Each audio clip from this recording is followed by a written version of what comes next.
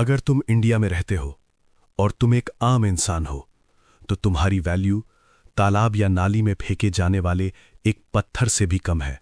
अब तुम्हें लग रहा होगा कि मैं ये क्या बोल रहा हूं, तो मैं तुम्हें बता दूं कि ये बात मैंने यूं ही नहीं कही है, क्योंकि सिर्फ 2 दिन पहले नोएडा में रहने वाले 27 साल के एक युवा की जान चली गई। और हैरानी की बात यह है कि ना किसी भी पॉलिटिशियन ने इस पर ध्यान दिया और ना ही किसी बॉलीवुड स्टार ने। और बोले भी क्यों? क्योंकि तुम लोग तो आम इंसान हो और तुम्हारी जान की कीमत एक कीड़े से भी कम समझी जाती है। दरअसल हुआ ये कि इसी 90 डिग्री वाले ब्लाइंड टर्न की वजह से नोएडा में युवराज की जान चली गई। और सबसे दुख की बात यह है कि वहां करीब 150 लोग सिर्फ खड़े होकर देखते रहे। 27 साल का युवराज गुड़गांव से नोएडा अपनी जॉब करके घर लौट रहा था, लेकिन सेक्टर 150 के पास एक बेहद खतरनाक 90 डिग्री का टर्न है जो फॉग की वजह से युवराज को दिखाई ही नहीं दिया। ऊपर से जो बैरिकेड लगा होना चाहिए था वो टूटा हुआ था और वहां कोई वार्निंग लाइट भी नहीं थी। इसी वजह से युवराज की कार हाईवे से सीधा नीचे पिट में जा गिरी। ये पिट पहले एक कंस्ट्रक्शन साइट थी, लेकिन बारिश का पानी भर जाने से ये एक गहरा तालाब बन चुका था, लगभग 70 फीट गहरा। शुरू में युवराज नहीं डूबा था। वो गाड़ी से बाहर निकला और कार की छत पर बैठ गया। उसने तुरंत अपने पापा को फोन किया और बोला, पापा मुझे बचा लो, मैं यहां फंसा हुआ हूं, ये मेरी लोकेशन है। रात के 12 बजे उसके पापा ने पुलिस को कॉल किया और साथ ही फायर फाइटिंग डिपार्टमेंट को भी। थोड़ी देर में पुलिस और फायर फाइटर्स मिलकर 20-30 लोग वहां आ गए। उनके पास बोट्स थीं, लाइफ सेविंग जैकेट्स थीं और रस्सियां भी थीं।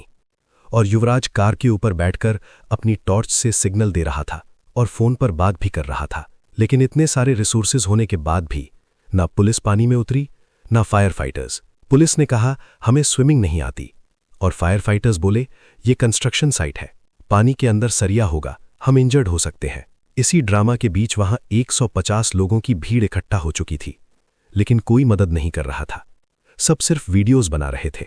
पूरे 2 घंटे तक युवराज अपने फोन की लाइट दिखाता रहा, लेकिन कोई उसे बचाने नहीं आया। फिर रात के 2 बज गए।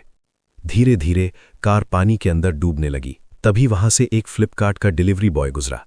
उसने भीड़ देखी और बिना सोचे समझे सीधा पानी में कूद गया युवराज को बचाने के लिए। उस डिलीवरी बॉय ने लगभग आधा घंटा पानी के अंदर युवराज को ढूंढा, लेकिन तब तक देर हो चुकी थी। युवराज पहले ही डूब चुका था। अब इस पूरे केस में 3 बहुत बड़ी बातें सामने आती हैं।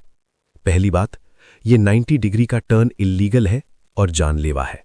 दूसरी बात, 2023 में इरिगेशन डिपार्टमेंट ने नोएडा अथॉरिटी को ऑफिशियल लेटर लिखा था कि यहां का पानी ड्रेन कराया जाए, प्रॉपर बैरिकेड्स और लाइटिंग लगाई जाए, लेकिन 3 साल हो गए, कोई एक्शन नहीं लिया गया।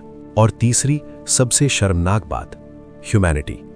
150 लोग वहां मौजूद थे, सब रिकॉर्ड कर रहे थे, लेकिन एक भी इंसान मदद के लिए आगे नहीं आया। इसलिए भाई, इस केस में सिर्फ सिस्टम या गवर्नमेंट ही नहीं, हम लोगों ने भी अपनी ह्यूमैनिटी खो दी है।